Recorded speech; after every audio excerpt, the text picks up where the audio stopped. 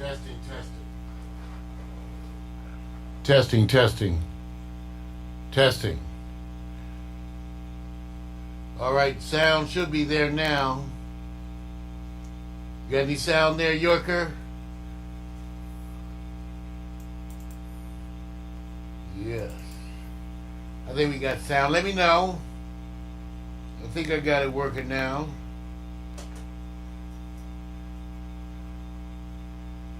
Just verifying.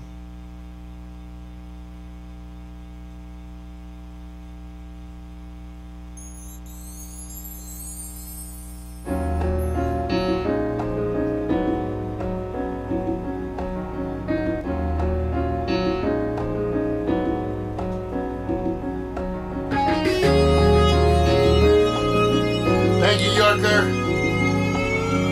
Okay. Where would I be without my friends?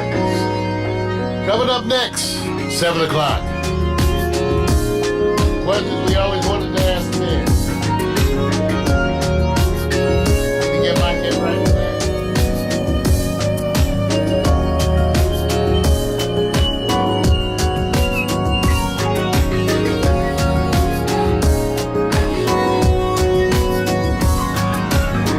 Hey baby, won't you slow me right down? Come and sit here next to me. Something I just gotta say. Get ready. Trying to find the right words to say this honestly. So when I can find a way, 'cause I've been going crazy just thinking of you. It must be so tired spending all your time running through my mind. I guess that I'm addicted to all that you do. I could call it love, don't say enough about me and you. Every minute, every hour, every day, 247 got a hold on me. There's no better way that I could ever say it. 247 got a hold on me. I'm telling time for you good every day. 247 got a hold on me. Lock it up, lock it down, throw the key away. 247 got a hold on me. So baby, won't you take a look at me? Can't you see I'm all tied up? 'Cause I'm begging you for your touch, asking you for your hand. And I know that they're only words to you, and just words are not enough. But if you give me time and son, I know you'll understand. 'Cause I've been going crazy just thinking of you. You must be so tired spending all your time running through my mind. I guess that I'm addicted to all that you do.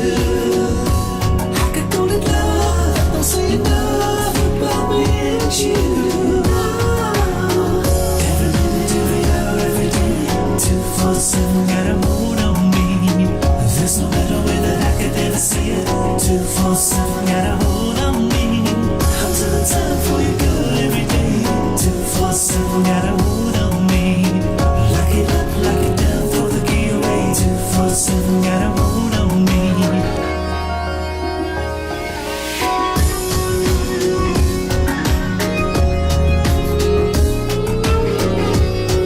All right, y'all. Coming up next.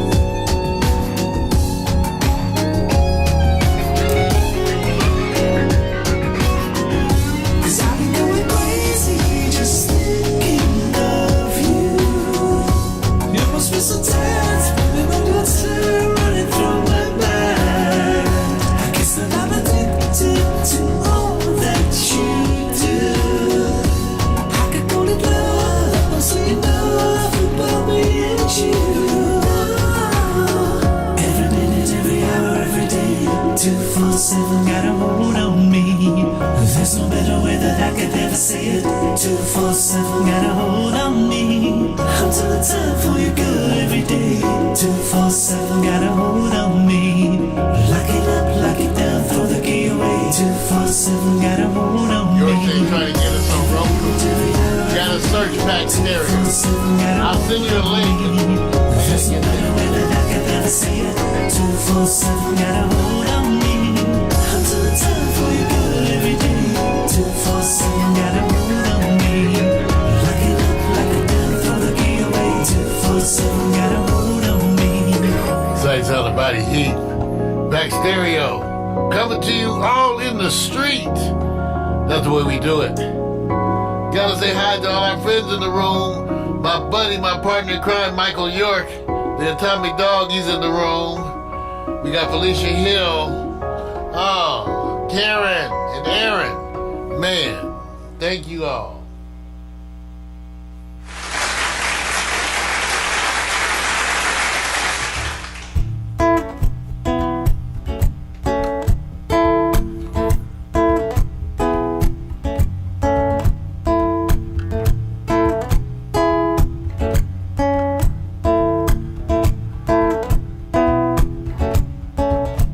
Sipping and schmoozing, getting to know you one question at a time. Alright, sipping and schmoozing, talking about whatever it is we like. Politics, religion, the human condition, music and fiction, your new addiction. Sipping and schmoozing, getting to know you one question at a time.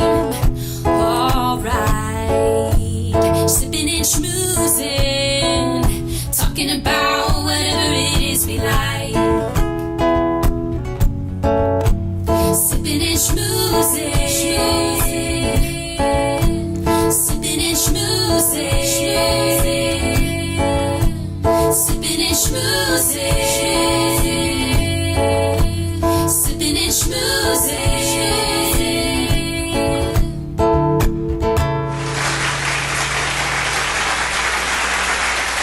Well, welcome everyone to another one of the original Pack Stereo experiments.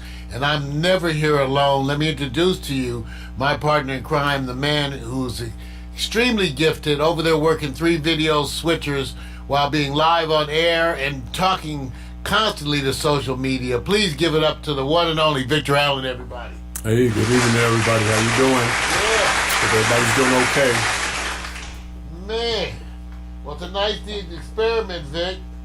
Tonight is the experiment. It's the beginning of our new NeoUrban family night, 7 to 10 p.m. That's Tuesday, Wednesday, Thursdays, and even Fridays. Mondays we do the morning coffee with show. But now we have this new thing because of the demand. Because people wanted to see us more. I must admit I've been off for a while, and so maybe that in a very pleasant way led to demand for more. But people have been asking to see us more, along with some of our content providers, and so here we are. So I want to thank you all for having us. So Vic, the NeoUrban family night, okay, I start with the pre-show, then we do Real Men Talk, and that's the way it is this week, and then following this though, we're going to do Real Men Talk from 7 to 8 p.m. But you guys, at 8 p.m., we have something very, very special for you. And we call it Handheld. The LZ mixtape is all videos that have been shot by my partner in crime himself, Victor Allen. So give it up. That's coming up at 8 o'clock. Let me tell you what we got. We got a bunch of, I went through and selected some of the videos for us. So let me tell you some of the people that we have. First of all, we have Kelly Price, Lenny Williams, Phil Perry, King, Evelyn Champagne King, Tank. Remember? Oh, yeah, that's right, Tank. All of them, that's right, all of them. We have Tank, we have Rasan Patterson, Rachelle Farrell, all of whom are part of that special handheld LZ mixtape that's coming up right after the show tonight. So you get to see some of Victor's handiwork and hear a little bit about the stories that go behind that. So Sounds good, man. So let me tell you about tonight's topic, okay? And and for those of you who have comments, please feel free to put them in Facebook. I got both of the Facebook systems up here so we can see. But today we wanted to talk about questions women say they've always wanted men to answer. Now, Vic, I purposely asked some of my women friends about some of this because when I first started to do this topic, I had in my own mind some idea of the topics I thought that women would want to ask men. But as it turns out, Vic, way different. Okay. Way different. It wasn't, even though I asked some people very close to me, and I was amazed that they had some really crazy questions, but they had never asked those of me. So for those of you out there, you ladies out there watching, you can put them in the chat room. And I went and did a number of searches. I have questions women have for men. I have 50 questions for men we want answered ASAP. And I have 23 questions girls want to ask guys, but are too embarrassed to ask. Okay. All right? Okay. Now before we go too much further, let me indicate also, this is a 420 friendly broadcast, and we're going to see about, we want you to enjoy. Now, I also had some comments Michael York was putting in there. He wants to watch us on the Roku. You know, we have a Pack Stereo channel, so search it, Pack Stereo TV. It is there, even though one of the things that we love to do is hook the TV to our laptop. Right. And, you know, that's the way that we tell people, everybody to do it. So, Vic. Yep. What kind of questions do you think women would have for men? Before we even get to their questions, what kind of questions do you think they'd have for us? Okay, now I'm going to ask questions because so you know that I have not met with you about the overview of all this. I just know who's going to talk. Is this about just general questions or dating or relationships? In other words, they're just inquiring. It's not relationship specific, just about men, right? It's questions they wanted to ask men. Okay, and that's as far as they take it. Yeah, some of them are relationship based. Some of them are not. Okay. I don't get any weird questions. I get questions like, why do men spend so much time with their cars? One. Stuff like, why do men stare at women when they're walking to the bathroom in the club? I get stuff like that. Well, you see, you're laughing, Vic, Right. but those are the kind of questions. That's right. Those are the kind of questions that was in the surveys, you guys. So there was a bunch of questions. I went looking at Vic. It was none of the questions. They were all like crazy questions. Right. Well, let's look at some of them. All right. One of the things that seemed to be consistent in the questioning, no matter who I went to, no matter where I looked at questions that women had for men, one of the things women constantly had questions about was men's bathroom habits. Oh, wow. They all say, why do men spend so much time in the bathroom taking a dump? Hey, look. And I was like, I'm not even asking that, man.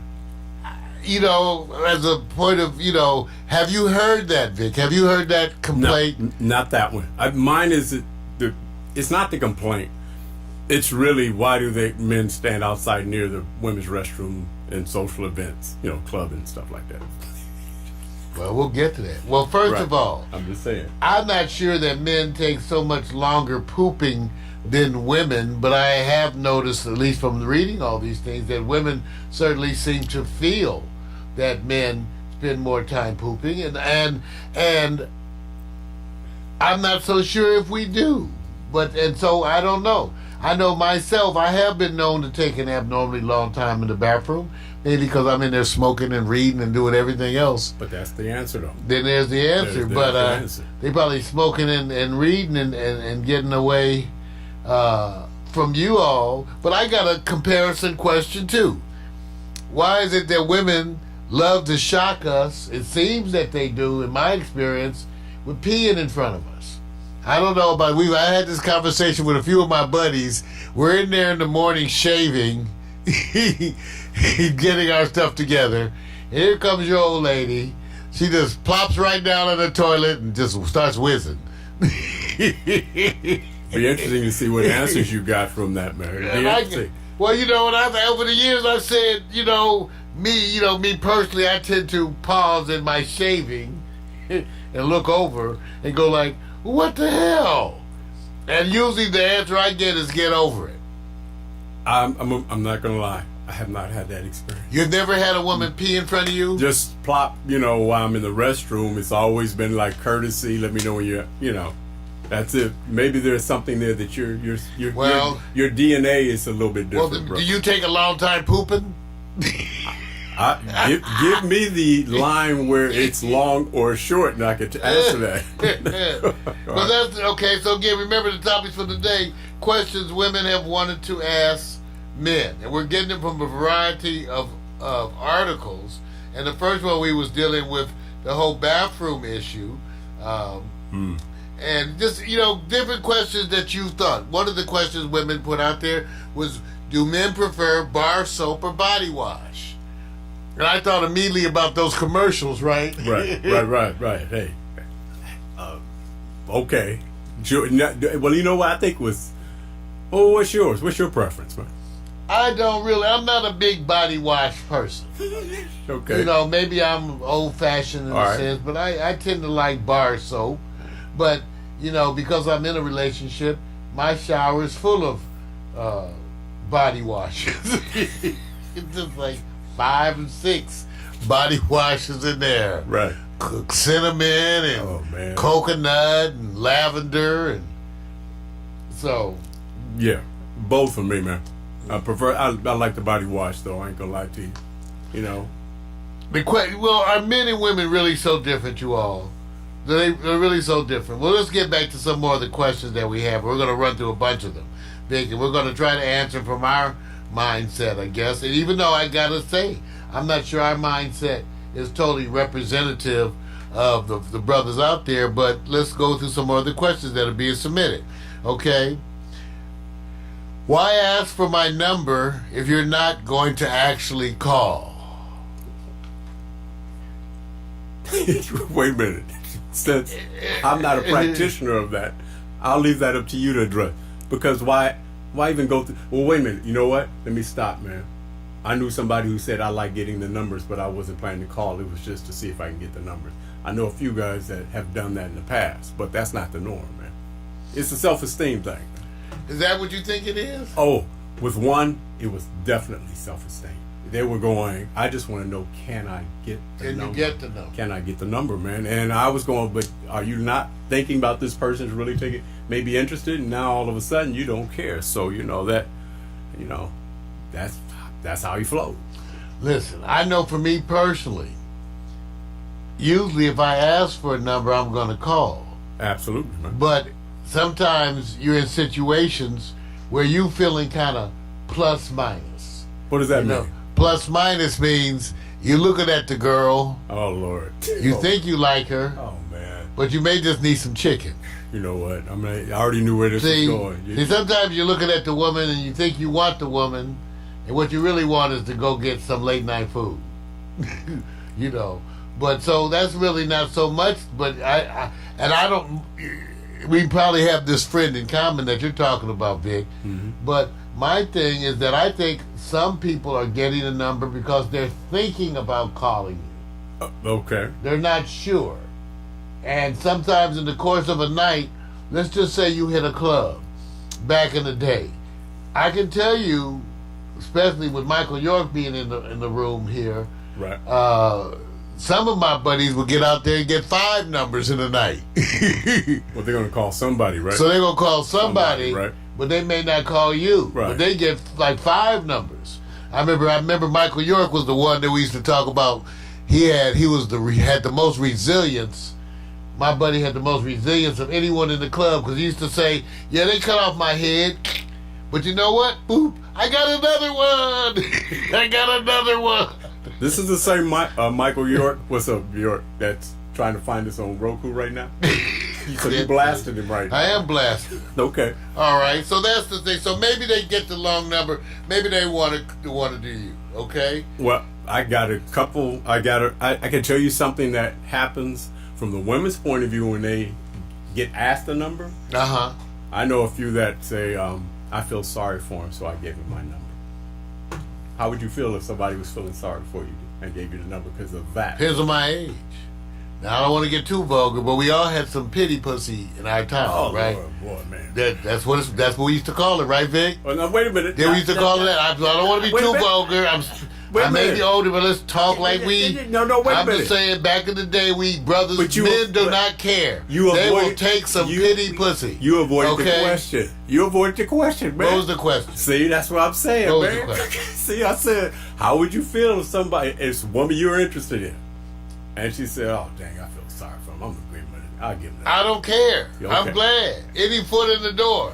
See, remember the attitude we had in junior high, high school, early adulthood? But she's not. Take no prisoners. But she's not interested. She's doing it as a feel. Well, you sorry. don't know that. All you know is you got a number. No, I'm telling you, I have people I talk. But I'm saying when the So- woman gives you the number, you don't know that. Right. And so you don't know. So you have so- to take it as it is. Right, and so if they don't ever follow up, answer Then it's the just phone. like anybody else Right. who don't ever follow up. See, There that's ain't what no I'm saying. difference. See, they shouldn't be practicing that, man. Shouldn't be doing that. Well, like I said, I'm sure sometimes they think they want to talk to you. See, it's like, from what I've heard, women tell me often they see a guy, they like him, but as he keeps talking, he messes it up. Right. He just messes it up. I've heard that. As he keeps talking, if he could gets just worse. shut up. Yeah, get worse. Yeah, Yeah. you know. Yeah, no, I had somebody actually, they were in their own way complimenting me. I remember being at a festival, and they said, I just didn't want to talk to you because I was afraid that once you start talking, the devil would just flow out of your mouth. They point blank told me that. Didn't know who I was. I mean, didn't care, just, They don't want you to say, let me screw you first. Man, then that was find it, out man. that you're not what I thought. hey, Well, let me tell you some of the stuff. For example, Warner Williams put in there, everything looks good when you are drunk, but the next morning you realize they are not so good. oh, okay. Well, that's right, because sometimes you wake up and you rather chew your arm off and leave it there rather than Right. pull it from underneath them. He just will chew Okay. off your arm. All right, Warren. Okay. All right. Okay. And now, next question from the ladies. Why the mindset that being in a long-term relationship is the end of fun? Why is the mindset? You mean, Why do men have a mindset right. that being in a long-term relationship is the end of fun? You know, no, I don't know. That one, I don't even fake that because I haven't. I always just thought that the issue that men was having is just committing, but defining it as long term. What's long term? Well, let's put it like this. I get the point. Right. The point is that getting into a relationship where now you settle down is the end of fun. And it's not. Okay, let me put it to you what happens. And I think a lot of this is hormonal. First of all, we men are subject to the hormonal influences that the Creator did to us. So right around the age of 12 and 13, you lose your damn mind. You're sitting there looking at your geometry teacher like you want to eat her dirty drawers, okay? I mean, that's what happens to men. They lose their mind. Right. So with men, and I think so much of that is hormonal, the idea of marriage, commitment, actually means the loss of other women. See? That's what it means. Right. That's where it comes from. It's Right. not that men don't want to be in a long-term relationship. It's just they don't want to deal with the concept that is the end of new women. Okay? And remember, this is an adult talk conversation. And you know what they used to say? What's better than good pussy? New good pussy. That's what we used to say. It wasn't that long ago we were talking like this. That's the way we used to talk. You know? In the beginning, they said, what's better than good pussy? New good pussy. So men, unfortunately, a lot of men, and I think probably most, tend to look upon marriage, long-term commitment, in terms of the fact that they're giving up their right to other women.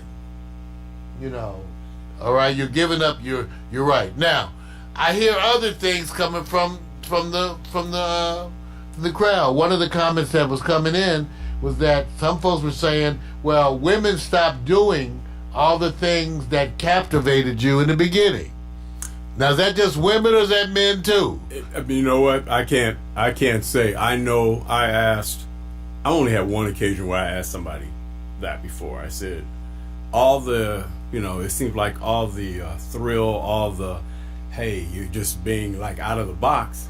And all of a sudden, once we were together, I said, well, How come you don't dress like you used to? I mean, I continued what I was doing. You know, always trying to stay sharp doing the thing. But she told me point blank, said, "Oh, once I got you, I could relax." Well, that's what I was told. Now, well, there you. Yeah. Well, let me give you one of the ones that happened to me. I had the same thing with one of my exes who claimed that, you know, in the beginning of the relationship, you were so sure, you wanted everything, you were so sure about the relationship. Now, and I was like, because now I ain't sure. See, after I interacted with your ass, all the sureness went away. Now I ain't sure. See, that's what happened. But you're talking about I couldn't when say it like that. I'm saying in the beginning I was so sure I wanted you. Then once I got you, I was like, oh shit. You know, my hands are full. I don't know if I even can deal with this. But see, you're talking about questioning. Wonder if you're going, and it's the other side of the pendulum. I mean, you're saying, oh man, it's wonderful. Then you're cool, right?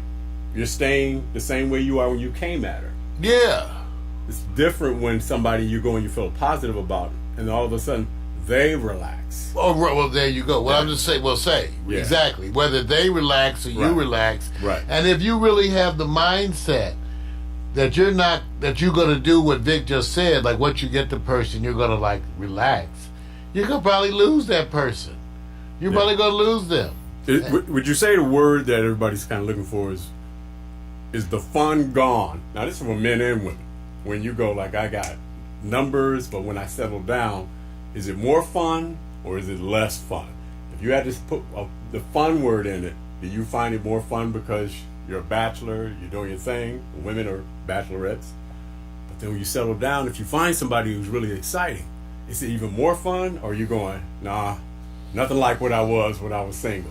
What is it? The question is the word fun. See, one thing about getting older and being in committed relationships is that they offer things that are rewarding in different ways. See, when you're younger, the rewards are more sexual. That's specific because you're younger. As you get older, the rewards are not so sexual, and now you need to rely on your interaction, your intimacy, and those kinds of things. So it has changed, okay? So, and that happens with men. Men change, and for the women who are out there, you might even want to testify or reflect on the men, how men have changed on you from the way they were in their 20s, their 30s, their 40s, some of you up there in their 50s and 60s. I can tell you one thing.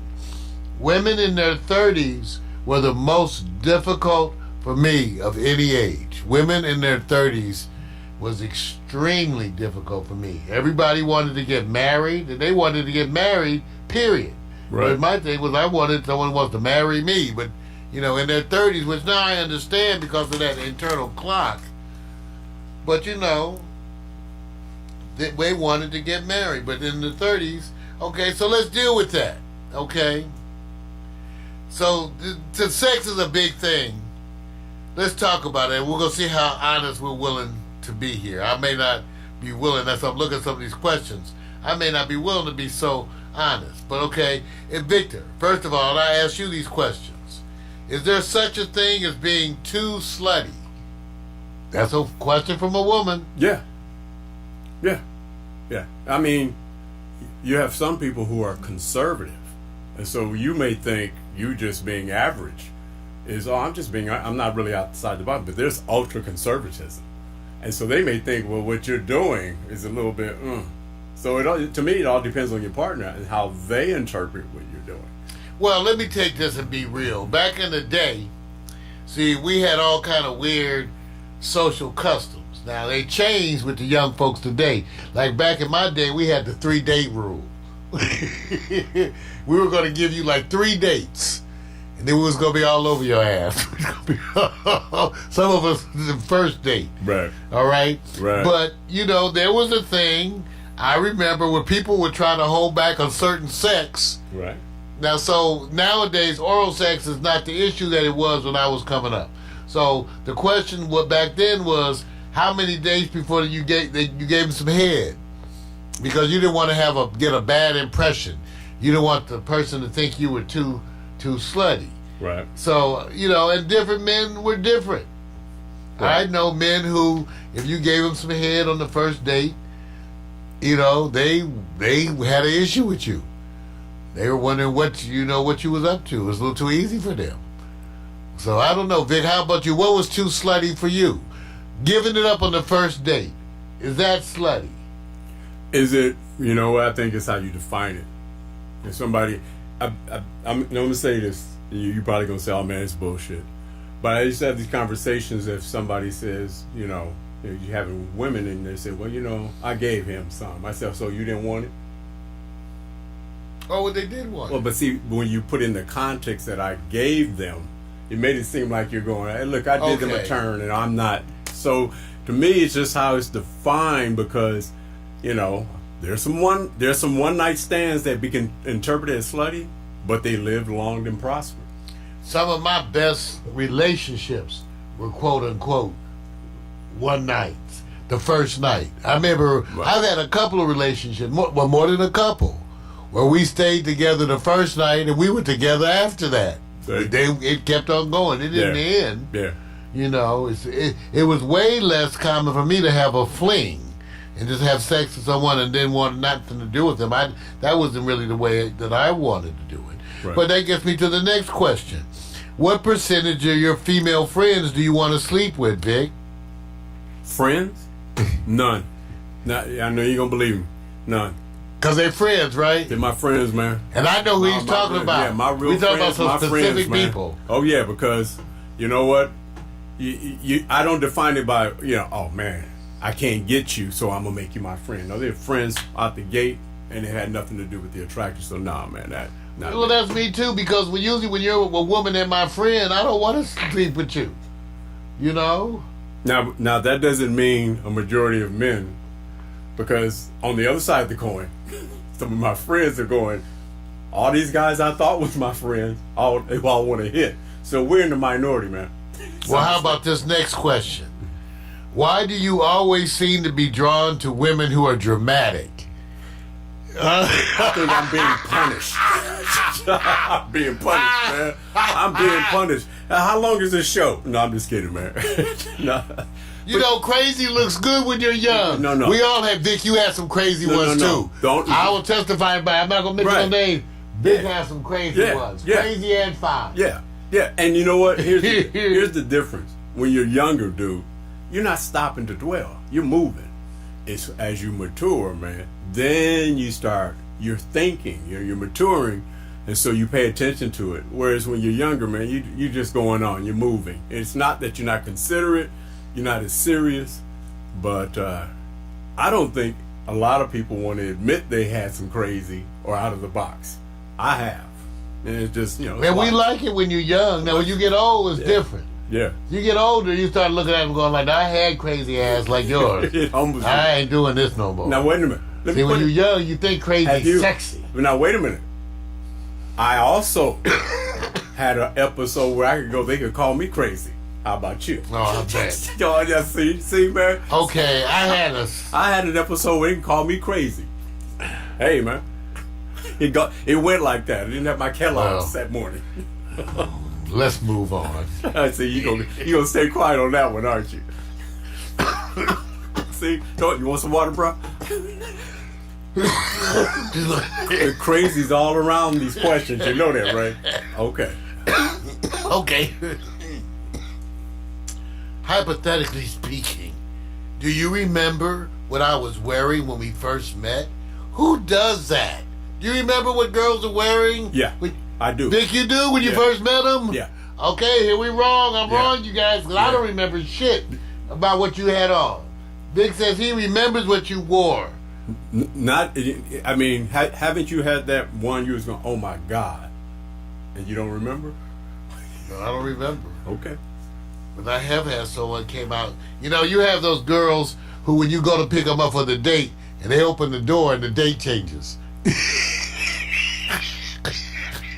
Have you ever done that? I've done that. You go to pick them up, ring the doorbell, they open the door, and the date changes right there. But it's a different date. What made it change though? Because you looking at them in that outfit, you going like Well, okay. You just pushing back in the house. Now let me do this. Was it too revealing or just too boring? No, it wasn't. It was not too anything. It was wonderful. There you go. So, you know, That's- okay. all So right. Victor, so you got a different count. Victor Allen says he remembers what you're wearing when you first meet. I don't remember. Yeah. I don't remember any of that. Yeah, I do. Okay, how about this one?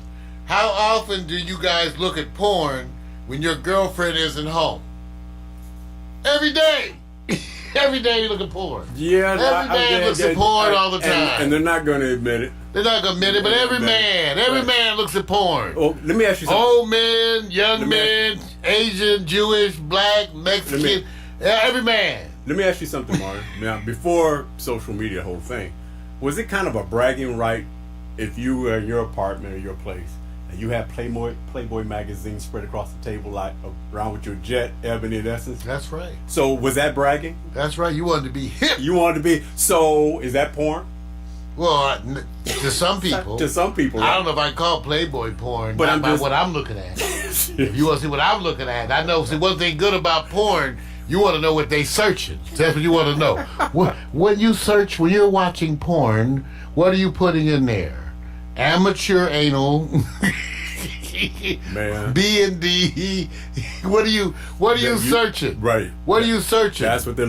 But let's everybody's looking face it, for. ladies, men watch porn. Porn. Yes, they do. Okay, I was talking with some of my colleagues one day, and I was so shocked they was all out there with it. You know, these are some conservative doctors, right? Male? All men, male. They're like, we all watch porn. Yeah. My wife, we watch porn. Leave us alone. Okay, all right. All right, so that's the thing about porn. So we watching some porn. You probably want to see what your man's watching because you may want to try to do some of that stuff, even if it looks a little uncomfortable.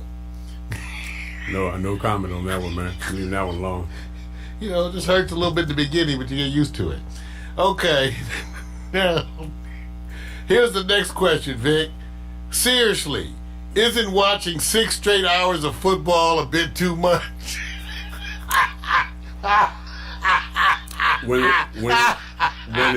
when they're losing ass teams and you have nothing else to do and you're forcing yourself to watch it anyway because there are no other games.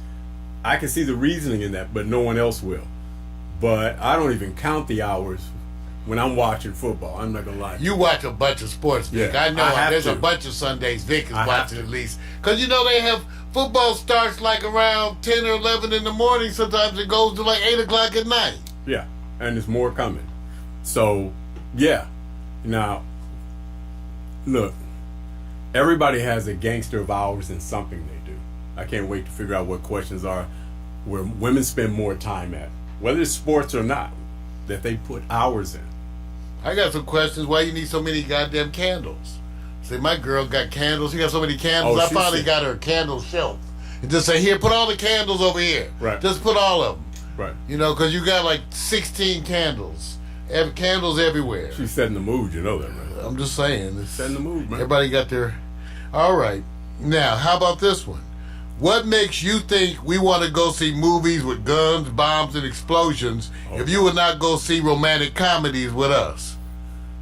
First of all, who goes out to see romantic comedies anyway? I'll watch a romantic comedy with you, but don't it have to be on Netflix or something? Or Amazon? I ain't going out to a movie to see a romantic... I'm not going to a theater to see The Notebook. Okay? Forget that. You know what? If a guy's taking you to see romantic comedies, it's early in your relationship and he's trying to get laid. Okay? Betcha. All right? So the truth is, we often like different kind of movies. I don't mind watching romantic comedies. I like romantic comedies, Vic. I just don't want to go out to watch them. Like to a theater to see, like, I don't know. Now, you're talking about when you already have a relationship, but if you're dating... I'm just reading it's the different. question. Right. So, I'll say this. When men are dating and getting to know, they are like sponges because they have a directive. Now, not all of them think the same. You know, some are going, hey, I want this to work out, long last. And the next one is thinking right after the movie, where are we going, what we going to do. So I'm going to say this. Oh, that was true. I'm gonna say See, this. back then, the movie you took them to had a lot to do with what you want to do Let me after. say this. Is there, I would like to have this question looked at maybe for another show. Is there a correlation to going to see an erotic movie that really is good and quality? And will that stimulate the woman that's with you And will she be more kinder, gentler after the movie? All I'm saying is, like, back in the day going to see Prince, and you're going with a date or with women, it is a correlation to the music that's played and what women were talking about. As opposed to you're going to a gunfight movie or whatever. She ain't talking about, did you see how big that gun is or whatever. So I see a correlation now. I'm just going to say this. When you were younger, you would go to that movie because you were hoping. That's right. You were hoping. Remember, we lost our mind at 12. Right. And we don't get it back till Right. we're almost 50. And you still, and look, when I say younger, I'm not talking that long ago. You still do it at the right time, right place, and if it's necessary, you would. Hey, tonight on Real Men Talk, we're reading off questions that were submitted. Questions women wanted to always ask men. And they're kind of all over the place, just really all over the place. So I'm just sort of picking through them and asking some of the stuff and seeing what Victor and I have. But if you guys got some particular comments, make sure you put it in there. All right? Okay, Vic, let me ask you, if you see, because some of these, they're hard to say, because here's like one. What is the one thing you wish girls did in bed that they never do? See, I didn't have an answer for that because the one thing I wish women would do, they kind of always do, is sleep in a wet spot. That's what we want you to do. Yeah. Sleep in a wet spot. That'll keep you. Somebody's got to sleep in a wet spot. You know what? Okay. All right. So that's what I'm saying. I don't have an answer. I'm not going to make up one because I haven't hit on that where I say, oh, I wish they do this. I haven't had that experience like that, So I'm gonna leave that one on you, man. Now here's one that I don't know how to answer this one. One of the females wrote in, "What are you guys really thinking about during sex?" Like we're all thinking about the same thing. Right. We're thinking about that football that you mentioned. No, I'm just kidding. No, I'm not. No, Vic. That's kind of a strange question. What are you thinking about during sex? That's different with everybody. First of all, you know what? I can't wait to get the source of the people who are asking this question, because the idea that they're saying, well, you're not thinking of that person, you must be thinking of something else. I went online and got 5 different articles. They're out. If you Google this, you guys find two or 3 pages of articles. Right. Questions women want to ask men. I just took from different backgrounds. Right. And to see, like some that appeared younger and then some that appeared older, some from feminists and other things. So it was all over the place. Yeah. So what are you really thinking about during sex? Thinking about them. Exactly. Me too. I mean, I like I said. Not thinking. Yeah. If that question already seems to be positioned as somebody had some bad experiences, man. Yeah. Not thinking. Yeah. Okay. Yeah. All right. Let's go on to this next one. Okay. Have you ever slept with a prostitute?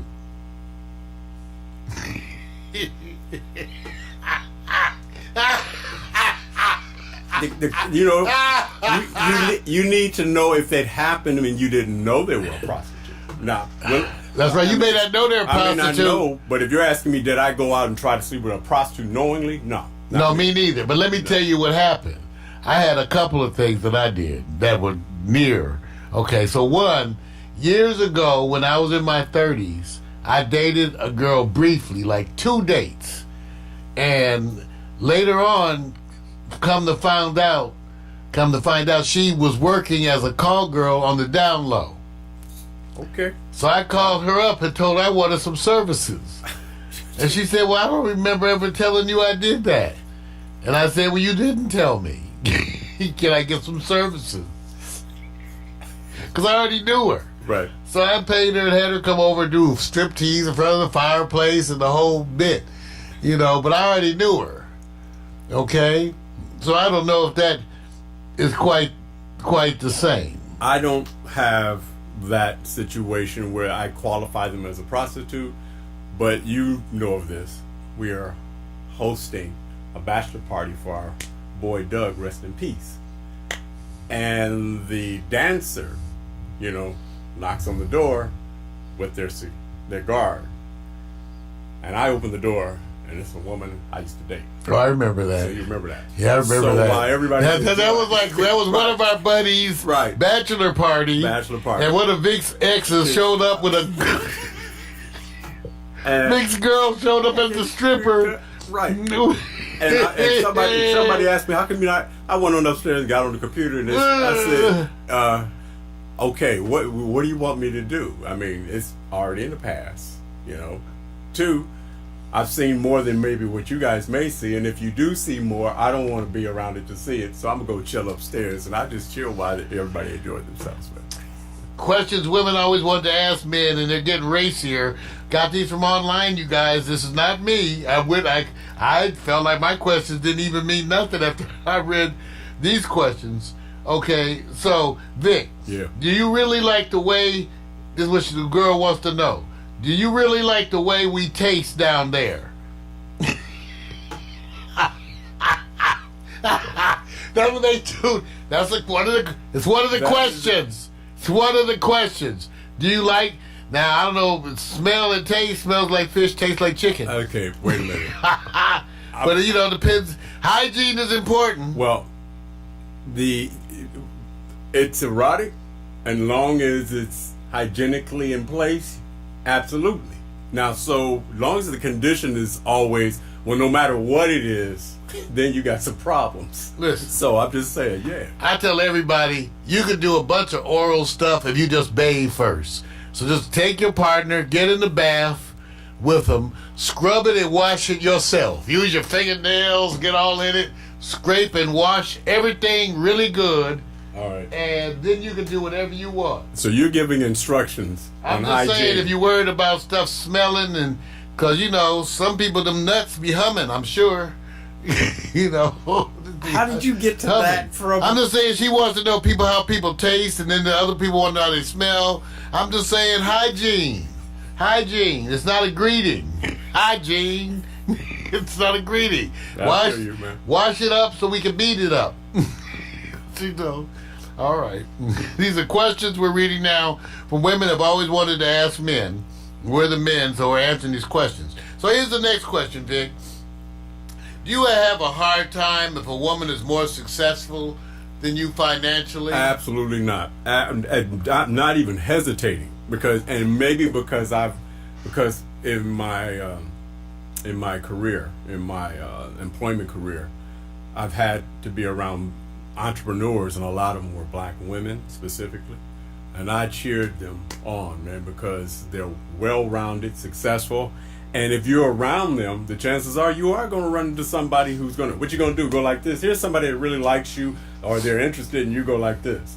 Oh, you know, I don't know if I can deal with you. My check is a little lower than yours. Please, you got to be. Man, I love women more successful than me. I like it when you have a better car, better house, and better weed.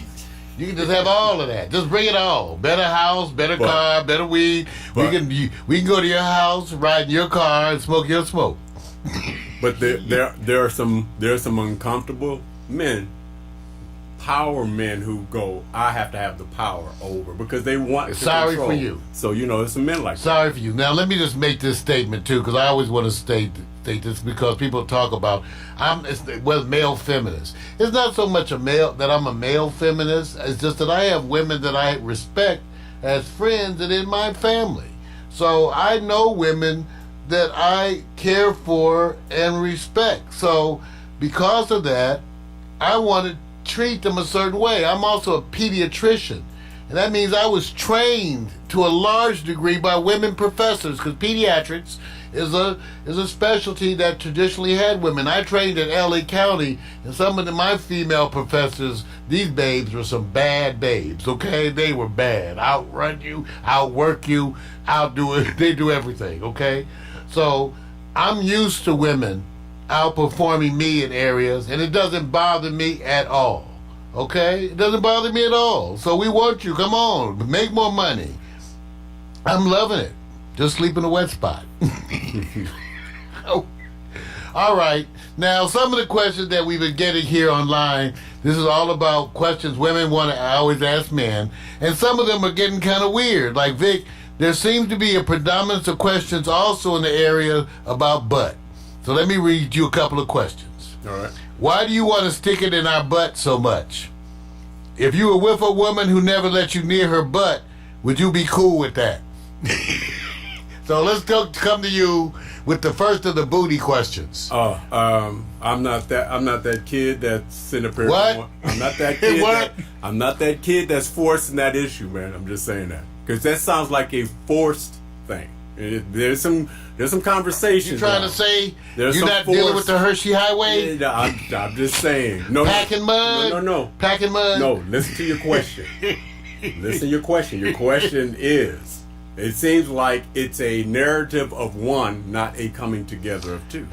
I don't think all men want to have anal sex. A bunch of men do. It's interesting that when you look at the questions from women to men, from the questions, you know that men questions about anal sex are almost, again, a part of every question group. Mm-hmm. Depending on no matter what the age or group of the women, they tended to have some questions about this. So, again, little different. We didn't give you a good answer of that because we're not sure all men want to, but certainly some do. And we always say bigger things have come out than what's going in. Well, just can, relax. I can say the conversations that I've had and feedback with women that it was more of the men are driving towards it as much as the women are not saying, oh, we can't wait. It's always been the men's narrative to go, hey, doing this. And so that's why I said how the question is asked. Okay. So now we get to some of the other ones as we get to this last 20 minutes or so, 15 minutes or so. Do you care if women have real boobs or if they're fakes? I won't know unless I get to test them, right? See, it'll be like this. I'm gonna tell you the truth.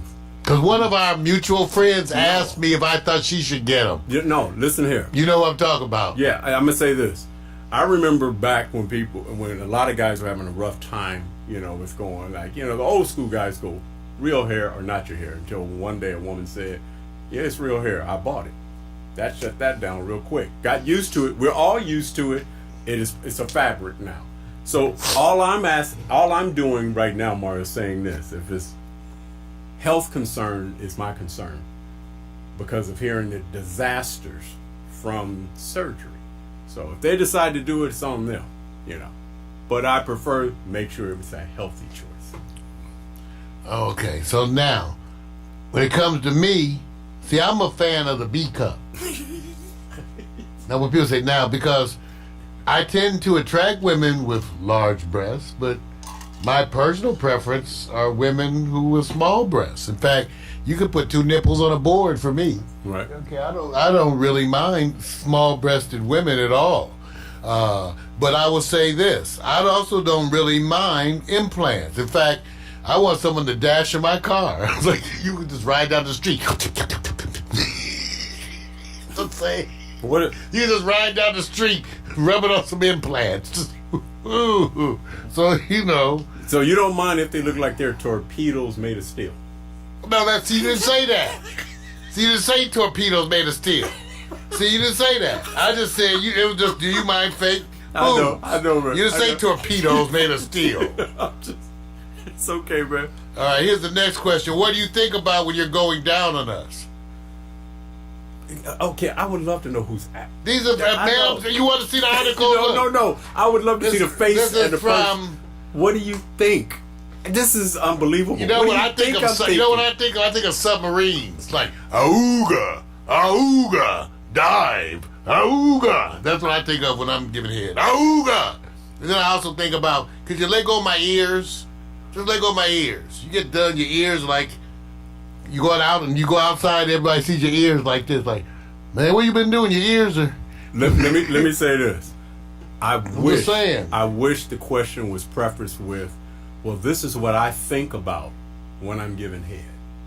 Then ask that question. Because that's the whole point of it, is going like, okay, you're not giving us any, you're just asking the question. I know, Mar, I'm just saying I wish I had that information. So that's kind of weird to me. What do you think I'm thinking about? Donuts. I know. I think about donuts. Crossword. Some people say, I think about jelly donuts. You know what? When I'm everybody thinks about different stuff they give head. Me is jelly donuts and Nutter Butters. You know what? Yeah, Nutter Butters. That's what I. Yeah. You know, I would love to know the source. Another time. Don't worry about it. Again, let me remind you guys, we're reading questions women have always wanted to ask men from a variety of sources.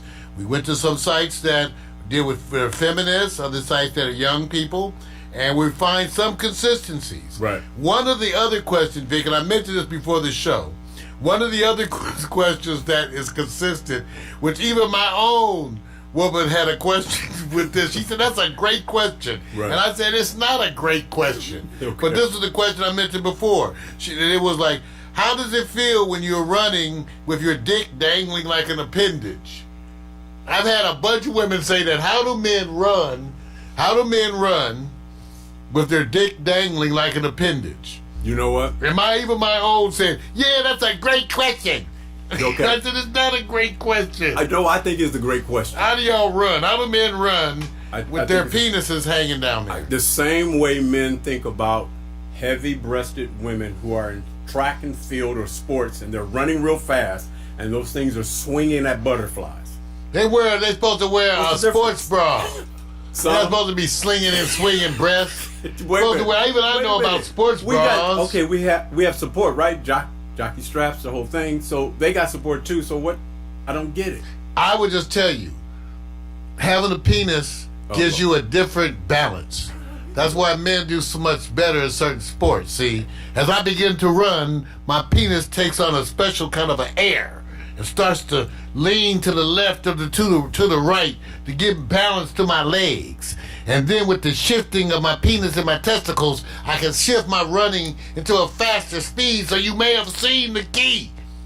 That men do run better because they have that dangling appendage to help them maintain balance. See, that's how we men maintain balance, by having a penis and the little testicles. So Mr. Mushroom helps me navigate. So as I be going around, I'll be helping. Come on, Mr. Mushroom, help me navigate. And that way we can do some low running, just because we have a penis.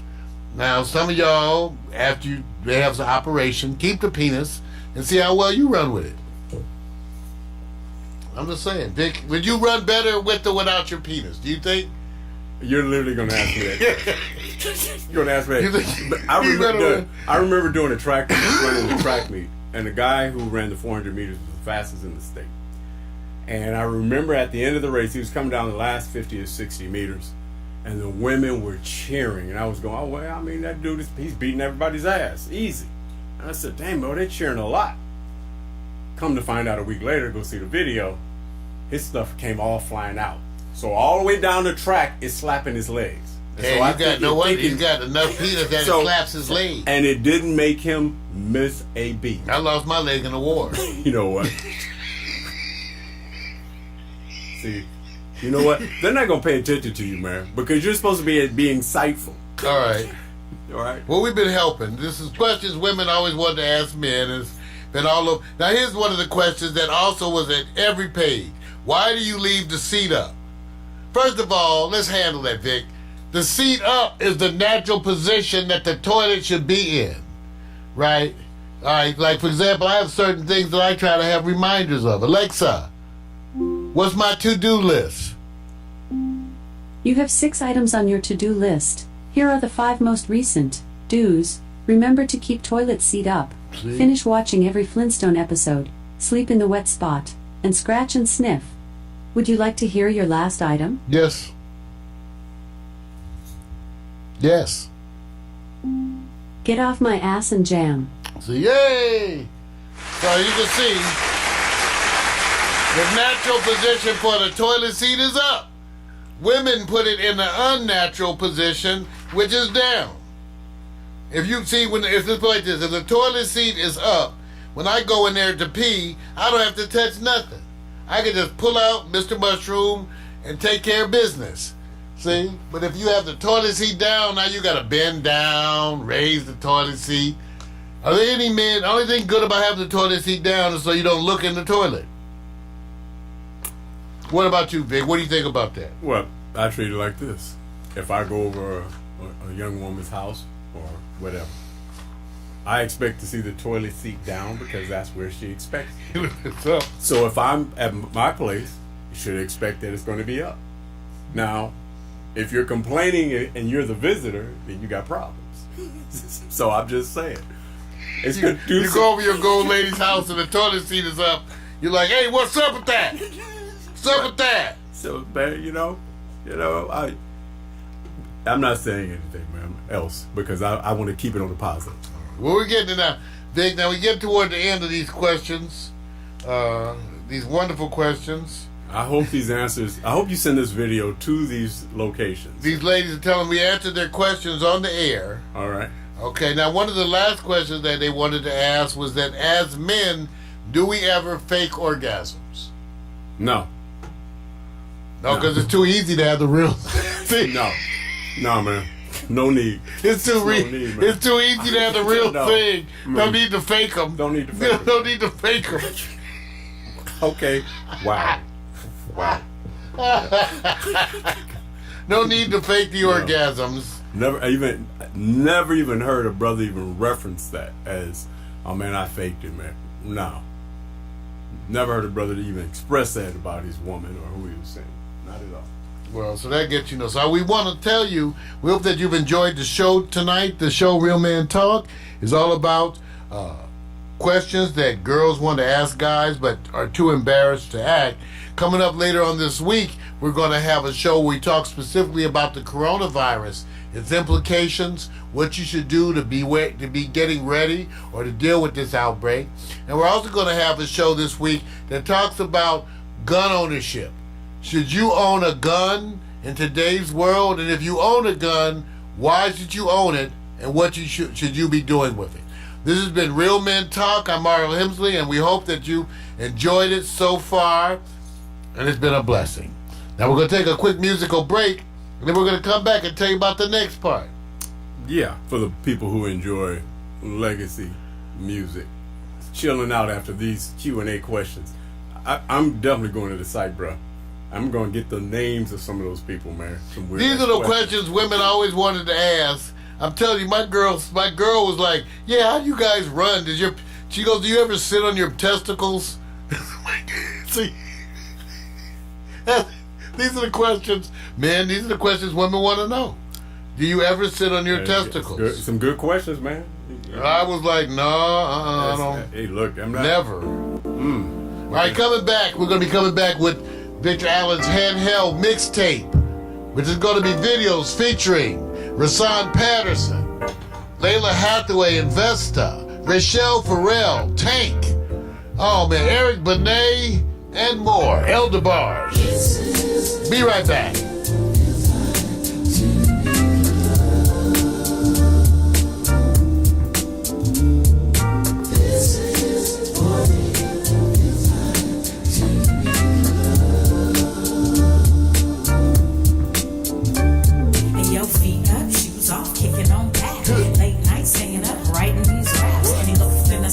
Soaking up the sun. Now I'm jet black, yeah, I think I got enough. All the tops flip flops like pink so soft, small braids, Kool-Aid, melon in the shade.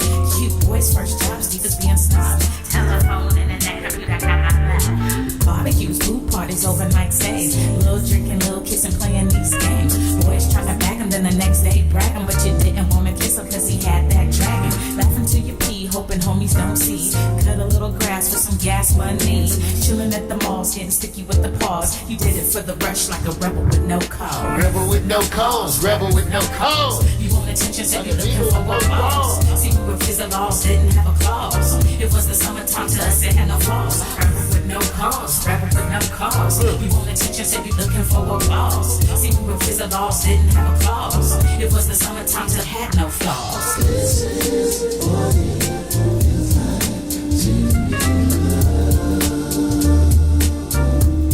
Thank you, John.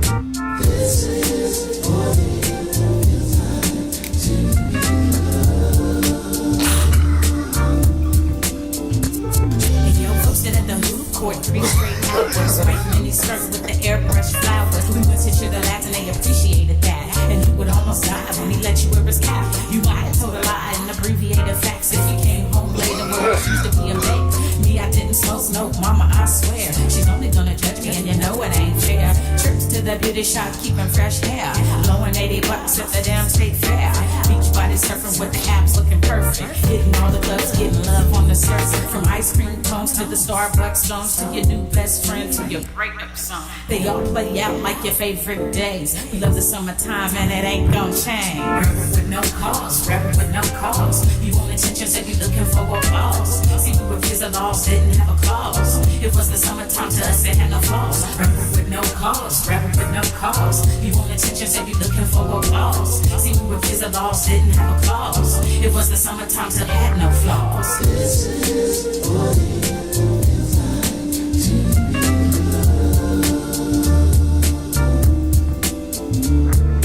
This is what it feels like to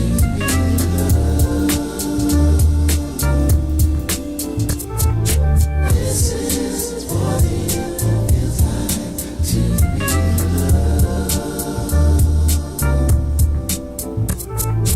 This is what it feels like to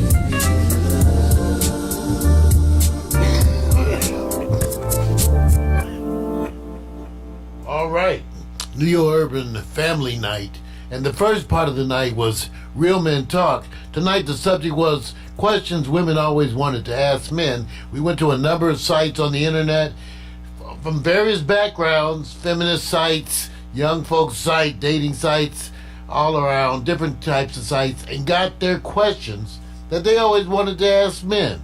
And I had to admit, it was crazy and funny. What can I say? So now we get ready for part 2 of the show.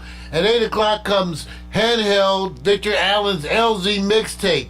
Get ready.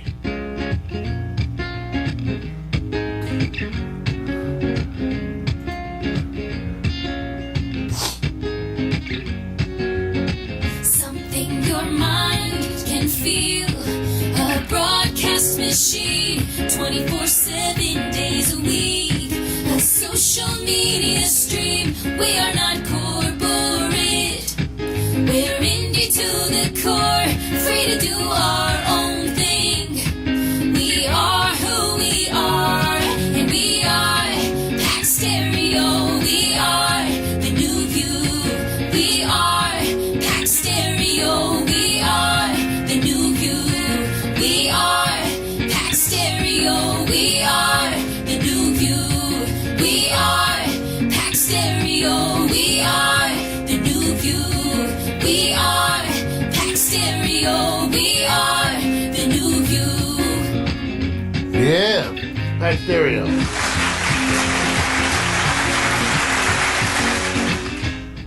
Yeah, all right.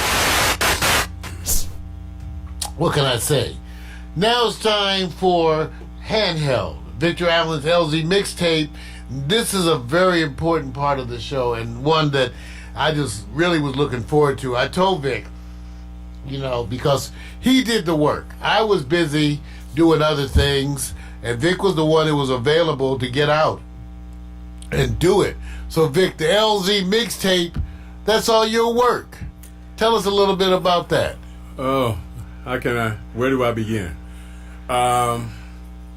It was a time when social media was just, even before all the phone apps, a lot of artists are performing. They're all trying to do new releases, and legacy artists, not top billing artists as we're, know for currently today. And the whole thing is this social media, get as much as you can out there, it helps you, with existing projects.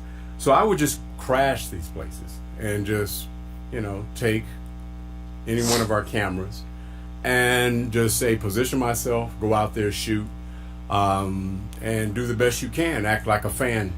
Don't try to be perfect, because then you try to be perfect and be a problem.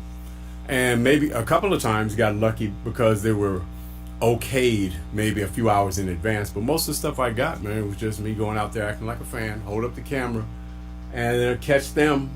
And then if I did a full length concert, that was very difficult because holding a camera. Most people are going to say, well, what about a tripod? Well, if you're not already prearranged to be at a location and you're not approved to be at a certain location, then you can't just bring your tripod. I tried that a couple of times and it just gets in the way, because sometimes you're working with square footage that says you can be right here, and so your equipment and everything could impede other people in the area. So what I did is just position myself wherever and shot, man, and catch who we can until social media changed a lot of the what they call the protections.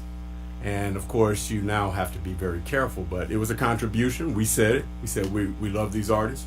We're going to show them that we appreciate them, and we're going to highlight them. And that's what we did, man.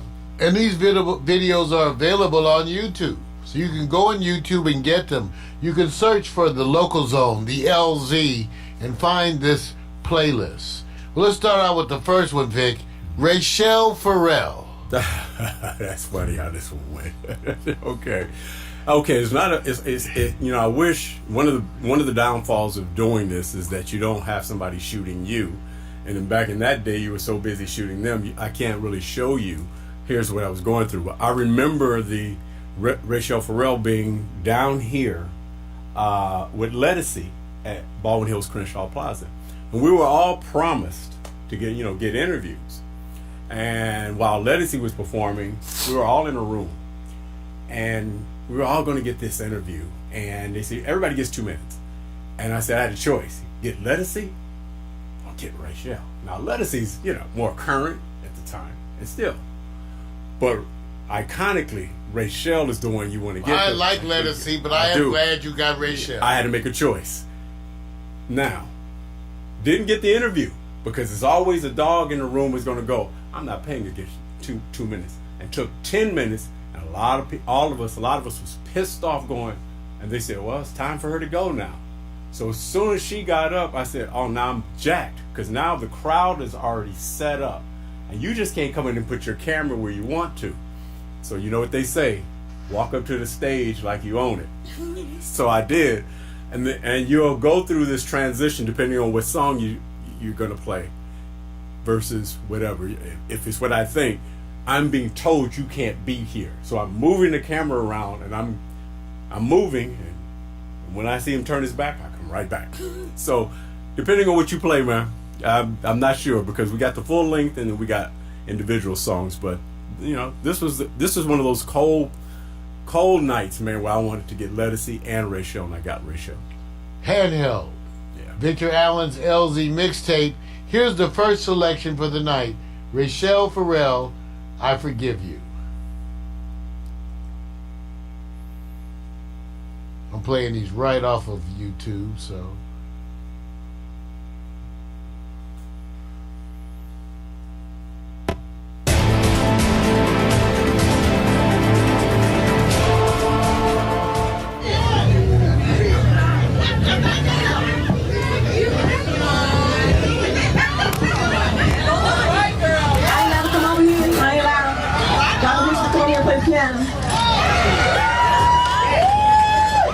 I'd just like to say thank you to KJLH, each and every person there, everyone in the staff, on air personalities, to those who clean the bathrooms.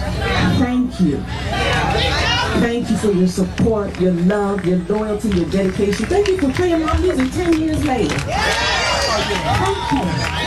And I'm so pleased to say that I am in the studio now recording my new CD. Finally. 10 years. Life tried to stop me all. It took me a moment, but I'm finally back. I'm back in the studio, and I'm so grateful. Thank you for your support, your love, helping us to keep real music alive. Thank you. It ain't got to be splashed all over the TV. You all come out and support and keep us alive. You keep us happening. Thank you for your nourishment. Thank you.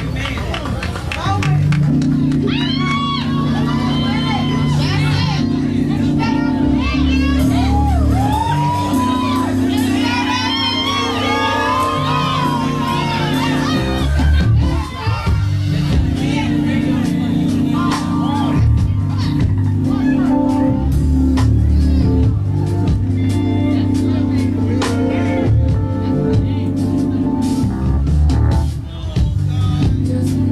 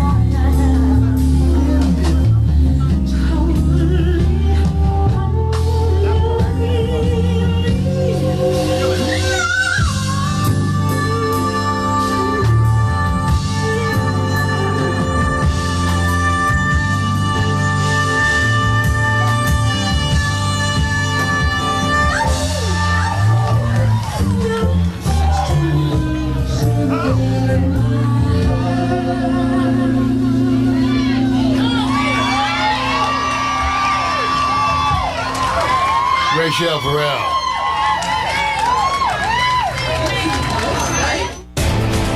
All right, Victor Allen.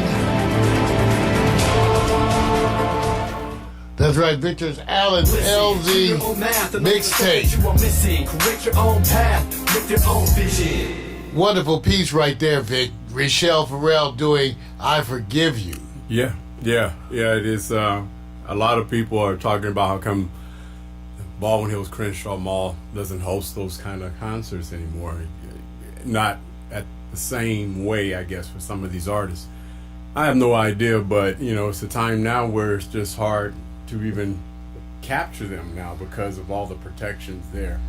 And I'm pretty sure there's a lot of artists who say that, I wish people can shoot me, spread the love, but as you know, we had to kind of move away from that. So I appreciate this experience because not only did I get her there, but I also got to get her, with Layla Hathaway. So you stumble upon crashing these places where you just go, wow, here's the artist that's going to be here. So most of the time for me, man, it was like a surprise. So, you do the best you can. Well, one of the ones you just mentioned was Layla Hathaway. And you did a whole thing with Layla Hathaway down there at the Baldwin Hills Crenshaw Plaza, including capturing her doing a version of I'm Coming Back with Vesta. People don't realize that we know Gary Taylor, right, who wrote I'm Coming Back, originally did it for Vesta, and then Layla did it. Yeah. Here's Layla Hathaway and the late great Vesta performing I'm Coming Back.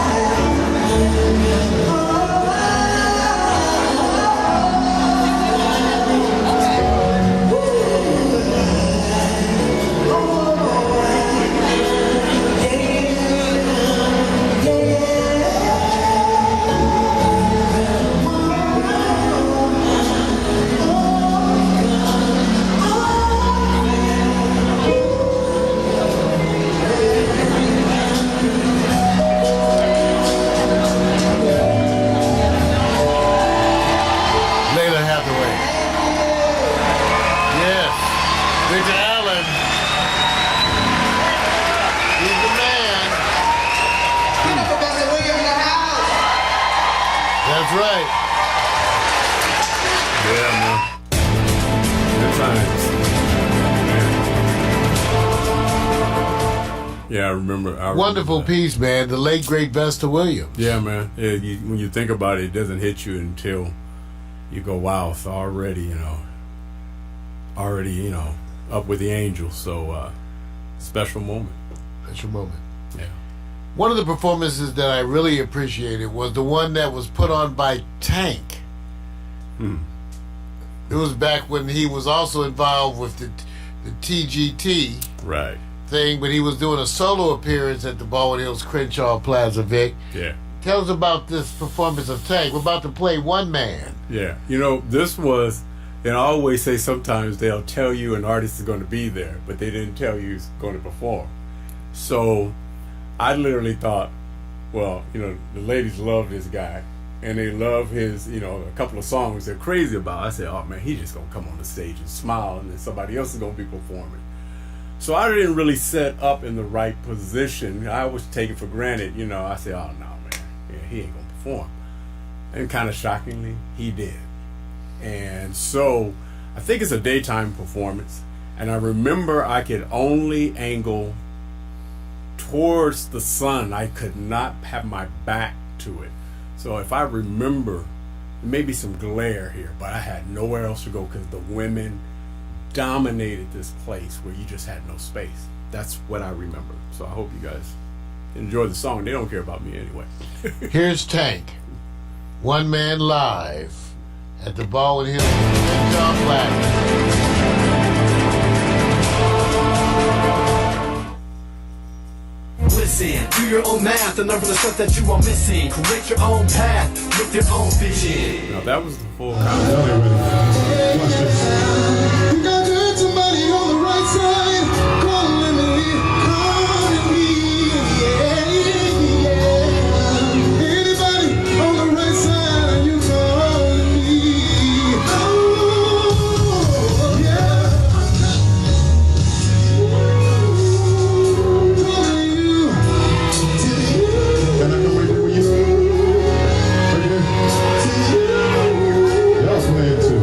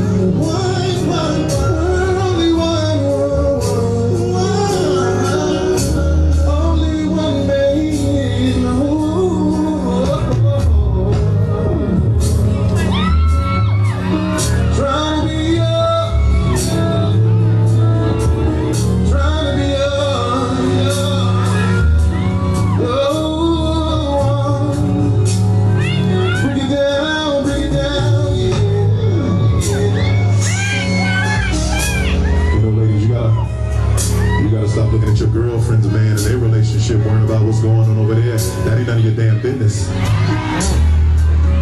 Your man Mike can't afford to get your hair done, but he can buy the weave, and that's a start. We gotta start somewhere. Yeah, I know it's a Civic, but it's getting hot outside. You better hop your hot ass in.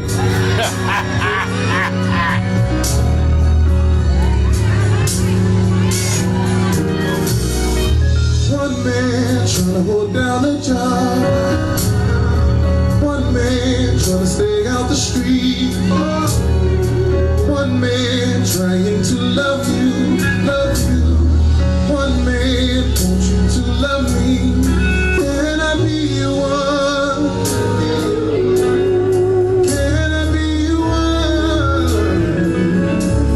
Can I be your one?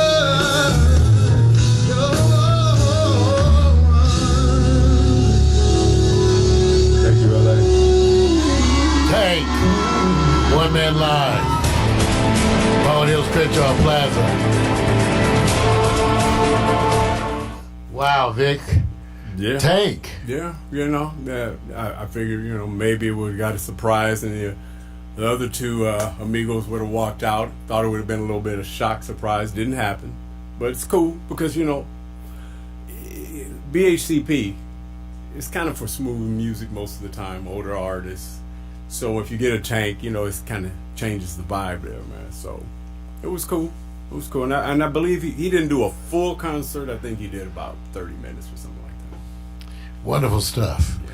One of the concerts that Vic did that I specifically loved was Rasan Patterson, an artist that I had been very fond of for quite some time. Vic got a chance to go out and shoot him, and I was really most jealous about this one.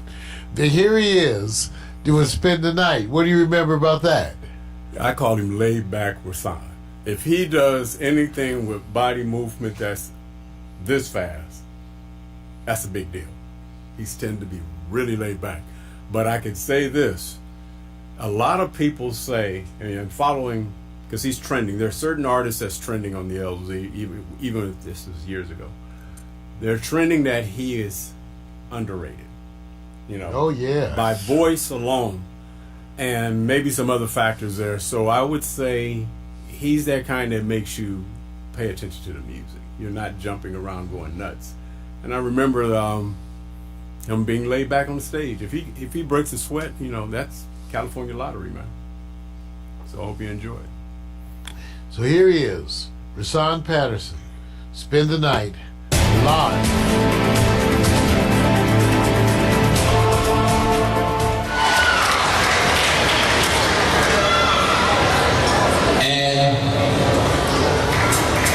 We're gonna do this song right now.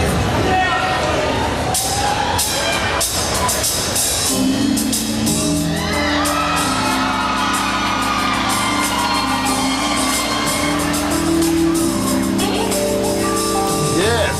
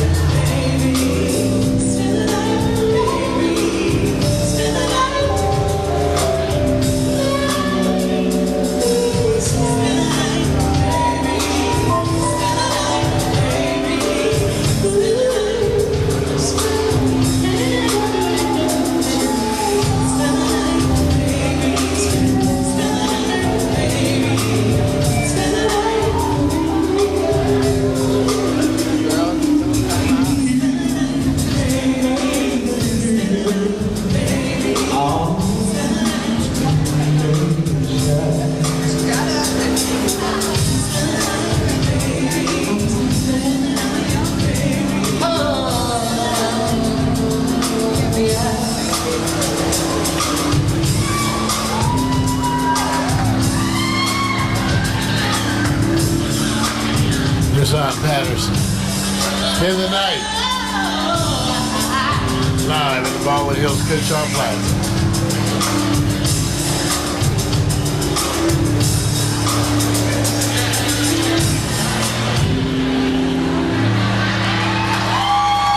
Yeah. Thank you.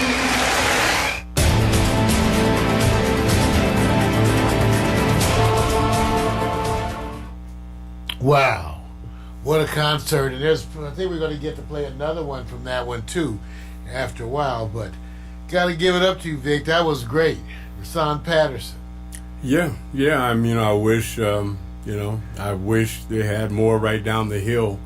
One you may not have on my list only because he's an older, matter of fact, probably more from my father's generation. But as you know, I'm be dating myself as well. He was the first 8-track I ever bought was from an artist I captured down the hill. Let me see if you can remember. Give you 5 seconds. And to me, it was special. Ramsey Lewis? That's it. Me capturing him because it's the first 8-track. I mean, you thought you was a big boss back in the day when you could get that clicking track that make that noise inside the cassette in the car. So getting him, oh man. That's personally special, but you got to be into the jazz and everything. And of course, Sun Goddess, how it goes. Well, we have that coming up in the show, coming up in the future. Yeah. Ramsey Lewis. Yeah. Wow. Now, Taste of Soul. You went down there and you captured Eric Benet and amongst some others. I forgot about him. I forgot. Man, okay, you know what? I can't fake it, man, because there's a few artists. I think I caught them all on the same day. I can't remember. Yeah. That was when you got Alexander O'Neal. Yeah. Okay. Eric was always performing. He wasn't hard to get. Because he's an LA fixture. So you kind of know he's probably for the ladies more than anyone. But I can't remember all the details because I believe he was along with other artists and not the closing act. So man, I almost have to see the video to remember it because he's been at Taste of Soul a few times. So man, forgive me if I can't give you all the details. I cannot remember because Alexander O'Neal is Baldwin Hills Crenshaw Plaza. He's not Taste of Soul. So I don't know if this is Eric at Taste of Soul or Baldwin. No, this is Eric at Taste of Soul. Okay, so that's why I said, man, until I see it. Eric Benet, Georgie Porgy. 14 years ago. Y'all might remember it. Y'all might not. But right now, can I get the ladies in LA? Just the ladies in LA. Just the ladies to scream. Oh, yeah. I said 1998, y'all. I said 1998. One more time, just the ladies. Just for me, I love this. Just scream. It's not your situation. I just need contemplation over you. I'm not so sister man. It's just that I'm that addict for your love. What? I'm really only one that holds you. Never ever should have told you you're my only girl. No. I'm really only one that holds you. Never ever should have told you you're my only girl.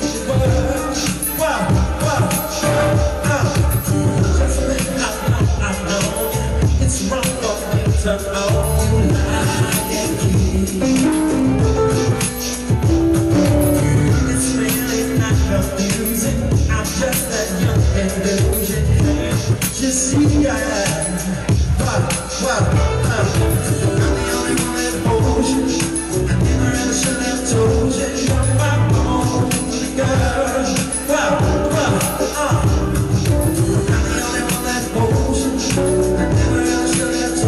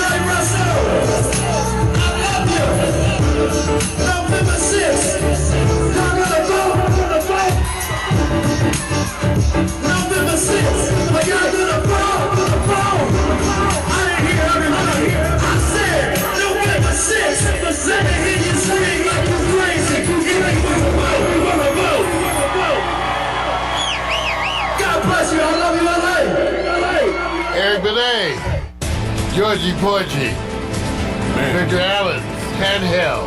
Man, forgot about that. Wow, Vic, give it up to you for that. Yeah, now I do remember because I remember the details because they were really trying to work on the audio and they couldn't get it optimized, and you could kind of tell a little bit. But you know, hey, you know how it is. He still put it down as long as he's cool with it, man. As long as he's cool with it. And I'm not sure if that was the only music I captured, so I'm trying to reminisce. I can't remember, man. I can't remember all. We're looking at Handheld, Victor Allen's LZ mixtape. You know, this is all videos that were shot by my partner right there, Victor Allen. Handheld mostly. Sometimes he's out there with a monopod, never a tripod. No. But out there in the community capturing these videos. And we've got some that are just so stellar. At the end of tonight's show, we're going to be presenting you with a full-length concert on our way out with just Stephanie Mills. So stay tuned. At the end of this show, right about 9 o'clock, just about 11 minutes, we're going to be starting that, and you'll get a chance to enjoy. Let's take you to a piece with El DeBarge. This is not the one. Oh, tell me, Vic, which one I should play, because we've got a couple here. The one with Christina? Or the one with They'll Never Be? Christina, because that's trending heavily because he's performing with her. And we was talking about this before because she's the up and coming. Personally, you know, I would say I got to appreciate it later because when you're shooting it, you go, okay. But then watching the comments, and that video in our profile is moving faster than all of them. Just that one. Here's an emotional DeBarge singing with Christina DeBarge. Victor Allen's Handheld.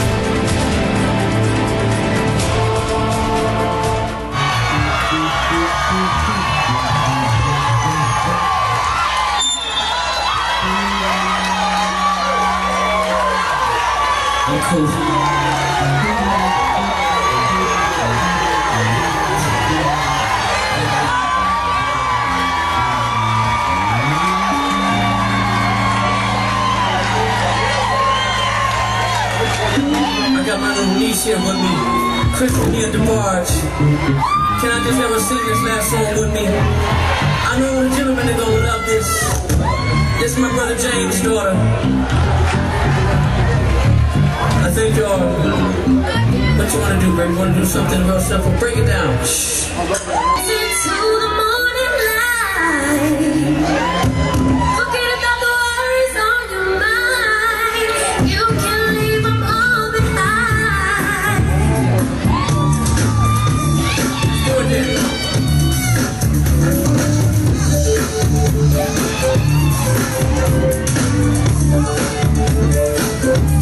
Say what you say. The way it feels like the world is on your shoulders, and all of the madness has got you going crazy. It's time to get out, step out into the streets, where all of the action is right there. I know a place, I know a place. It's all night away, underneath the electric sky. Say, just come with me and we can shake the blues right away. You'll be doing fine with the everybody sing with the hip. To the beat of the rhythm of the night. Come on, forget about the worries on your mind. You better. To the beat of the rhythm of the night. Oh, the rhythm of the night. Oh, yeah. And it goes like this. What you doing, niece? I don't know if I want you to do it for all these gentlemen out here. What? Say, come join the fun. This ain't no time to be staying home. Ooh, there's too much going on. Think about it. Tonight's gonna be a night like you never know. We'll be doing fine. Everybody put your hands together. Come on. Hey, to the beat of the rhythm of the night. Forget about the worries on your mind. To the beat of the rhythm of the night. Forget about the worries on your mind.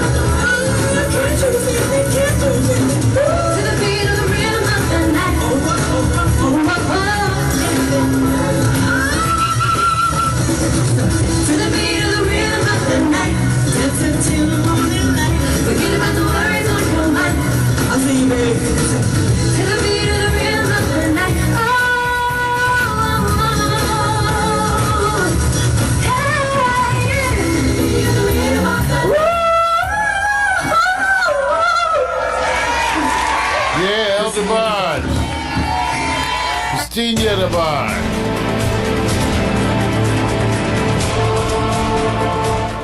What do you think about that one, Vic? Yeah, I remember now. Man, I remember this whole thing because, people were going nuts over Stevie, behind the stage, backstage and stuff like that. And so I think this particular performance was slow getting started. That's what I remember.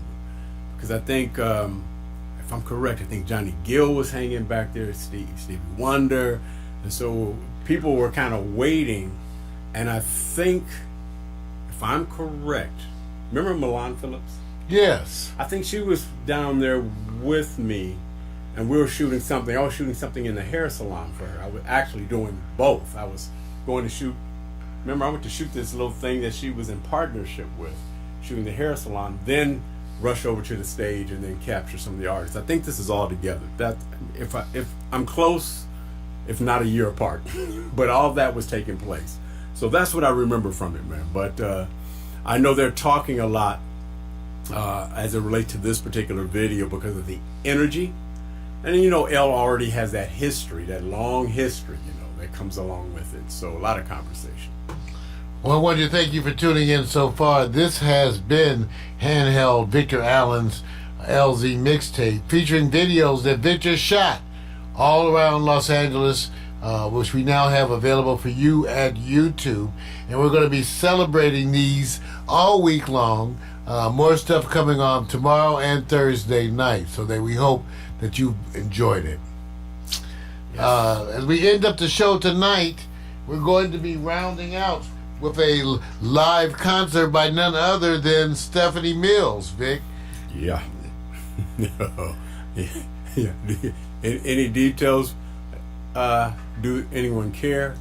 I would say this. This was the most difficult concert I had to shoot out of all of them, because I couldn't get within 100 feet or close to 200 feet within the stage. So anything that I got from this, I was lucky, because just Stephanie Mills, iconic. But she's teaching a lot of people that at her mature young age, she still brings it. Take a listen. We'll take a little musical break with some Creative Commons music. Remember, all free music all the time, and I'll get that ready for you. Coming up next, live in concert, Stephanie Mills. Thank you for being part of our NeoUrban Family Night. I'm Marlo Hemsley here with Victor Allen. It's been a blast. What's the use in trying? Ooh, gives me chills.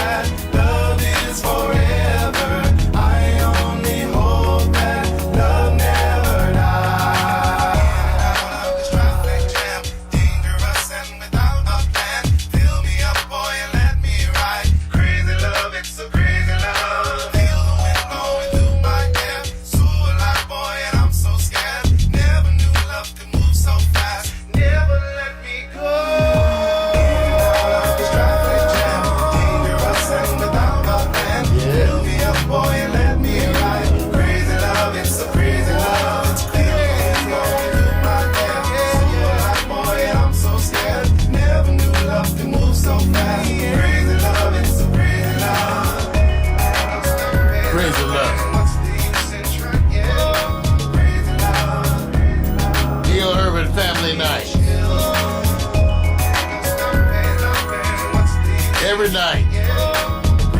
Tune in at 7 o'clock. Get you ready. I like the way that you make me feel. Sights out of body heat. Yeah, all free music all the time. Loving it.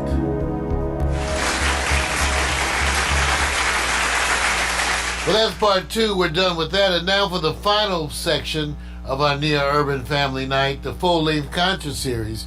As we told you, tonight's feature artist is Stephanie Mills.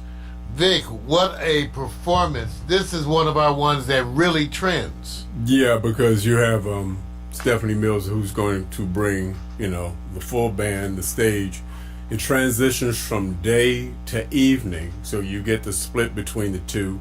She changes clothes, she's bringing the whole assortment.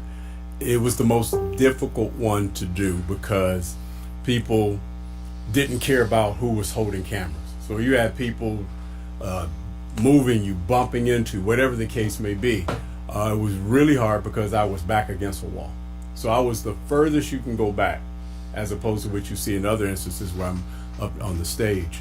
And I just did the best I could and just hoped that people wasn't crossing in front of the camera, and got lucky.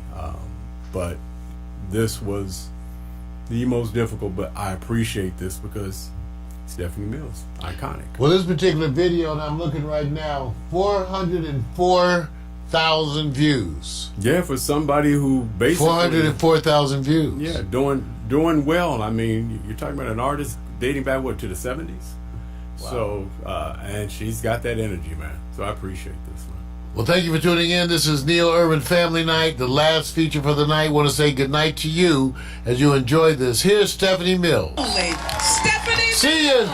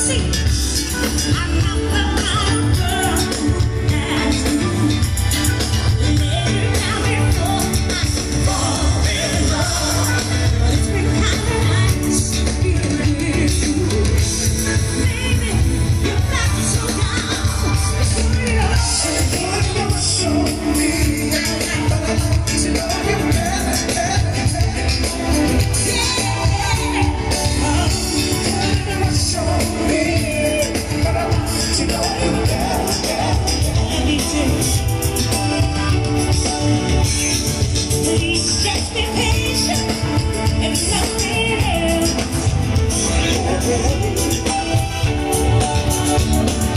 Just know I respect your soul. Yes, I do. You know I do. I hope I didn't leave you thinking that I was invisible. I know that we're living in 2011, but some things don't ever change. Show me I'd like to know you better. Maybe the next time around, show me I'd like to know you better. That's what show me I'd like to know you better. Maybe the next time around, show me I'd like to know you better. Listen to me. I'm just that old-fashioned girl when it comes down to love. Before I give you some love, I gotta make sure you ain't chasing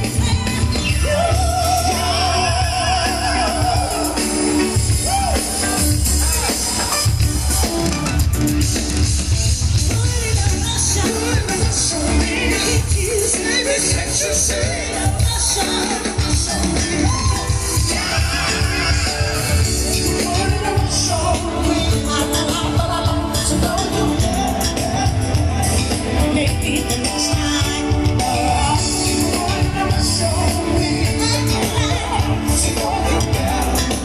don't ask me back. So show me to know you better. Maybe the next time show me but I like to know you better.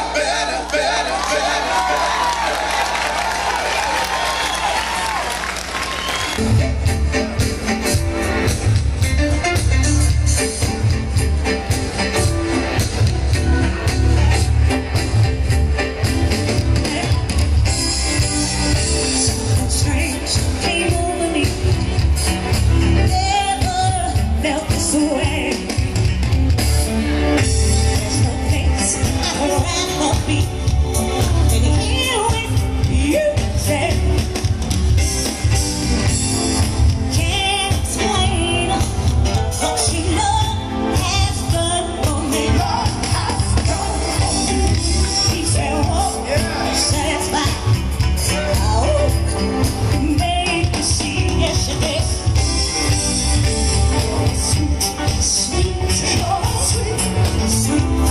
Sweet, yeah. Sweet sensation. You're sweet, yeah. Love vibration. My feet are on the ground. My hands in the sky. Yeah. Just real of this ecstasy, you. You're the reason why I'm coming to you. Oh, love that light shining through your light. Thank you, baby. You're welcome. Oh, to you. Oh, sweet, you're sweet, yeah. Sweet sensation. I'm getting sweet, you're sweet, you're sweet, yeah. Love vibration.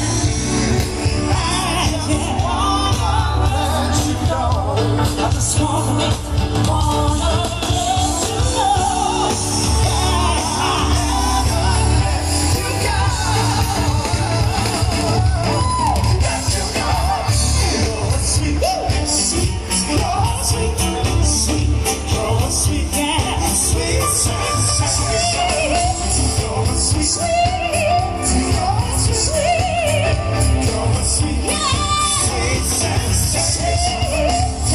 Sweet,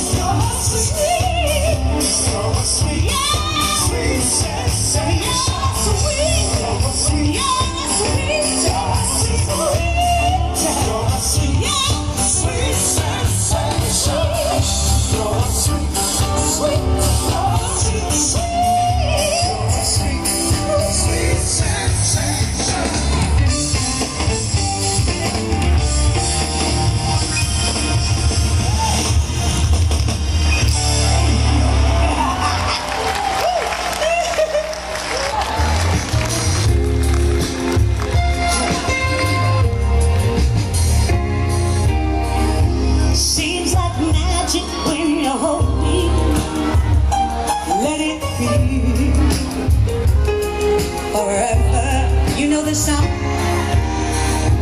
You're my special kind of rainbow. You and me, we're together.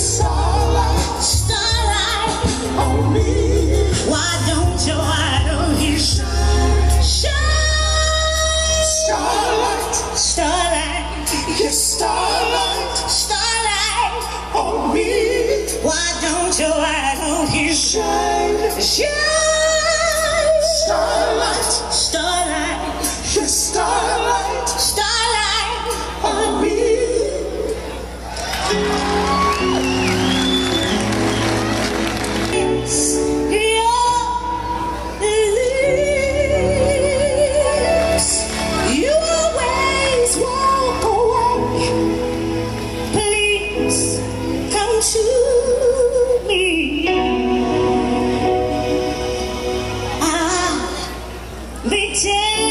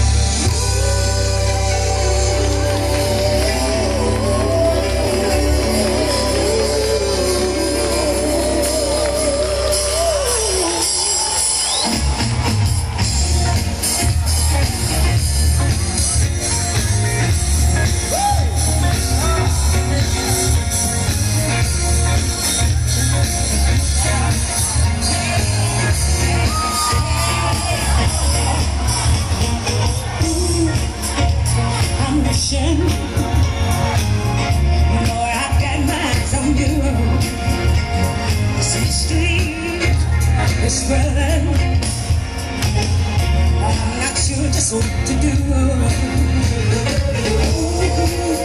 This old exit is no mirage to me. Touching gently, feel the love in me. Tell me what you're gonna do with my loving. Crazy about your smile. What you gonna do with my loving? Oh yeah. What you gonna do with my loving? Tell me now. Tell me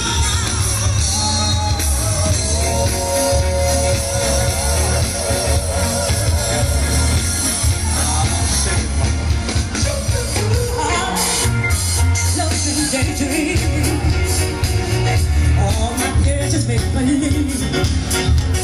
But with you as my daydream, I never want to leave. This feeling again shines like a precious jewel.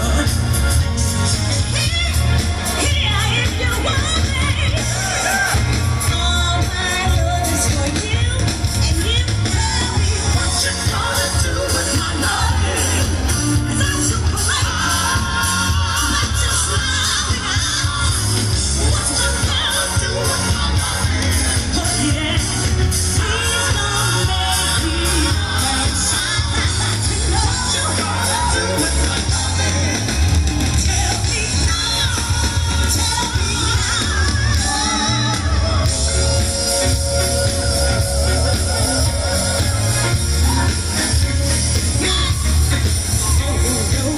what you gonna do? What you gonna do? What you gonna do? What you gonna do? What you gonna do with my loving? Yeah, yeah.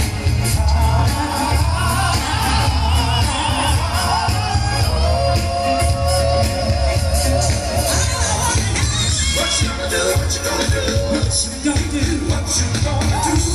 What you gonna do with all my loving? I see it.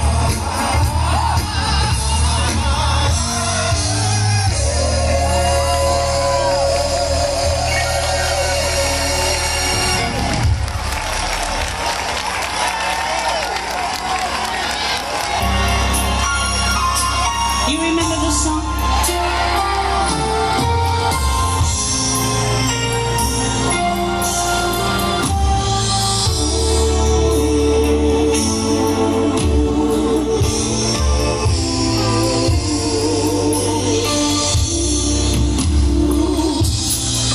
The night we met, I often remember two strangers meeting for the very first time. Now, here we are, facing each other. Two lovers holding on to something real. Something so meaningful. If you wanna know how I feel good, yes I feel good. Baby, I feel good all alone. You and I have such a dream.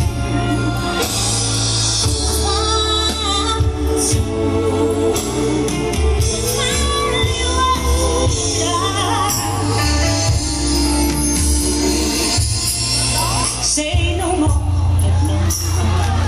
Your expression shows it. I see a little sunshine inside us. You just to be with you. I'm so excited, so excited. Who would have thought it could happen to me? Ooh, you see, it's no secret we're in love. Even a little child can see. I feel good, baby. I feel good all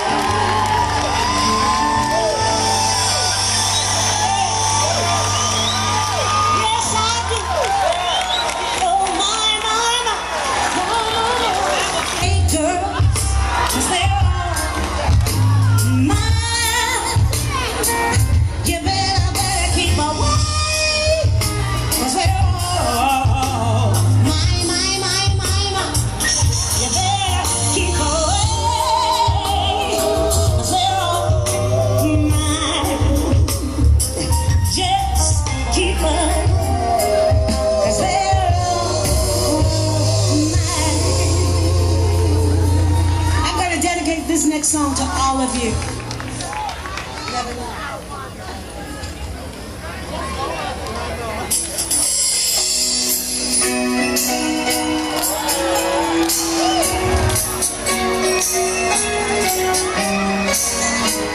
baby. You don't have your guitar today.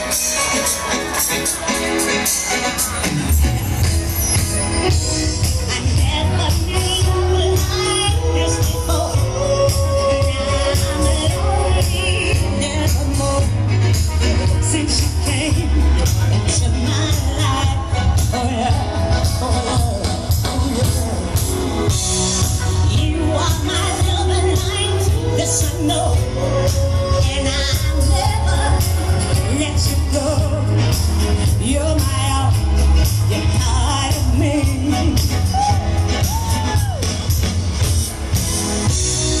Once I was lost and now I'm found, and you turned my world around.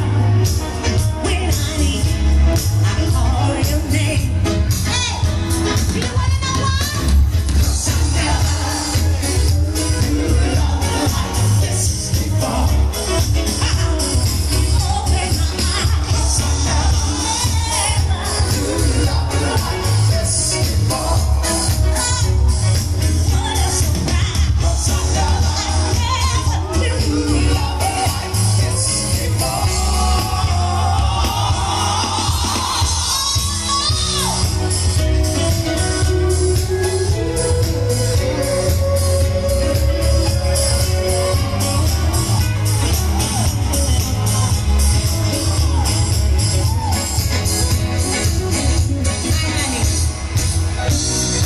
You are my sunlight and my rain. Time could never change. What a shame, forevermore, forever. You are my love and light, this I know, and I'll never let you go. You're my all, you're part of me, oh yeah. Never knew love like this before. Now I'm lonely, nevermore. Since you came into my life, hey, we really wanna know how to never knew love like this before.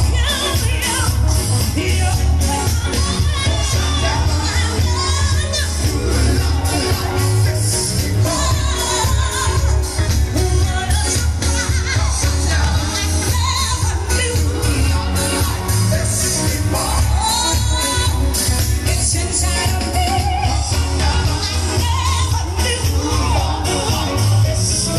Because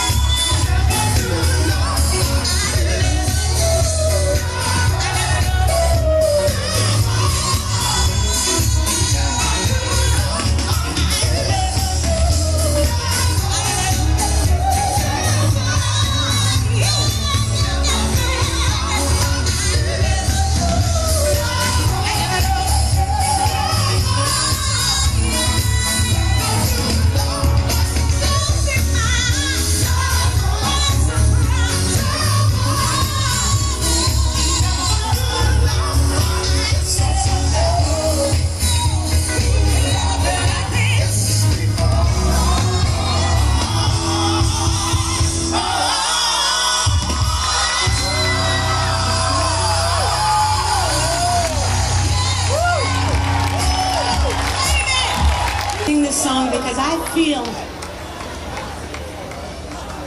real strong about it. You know, I loved Michael Jackson.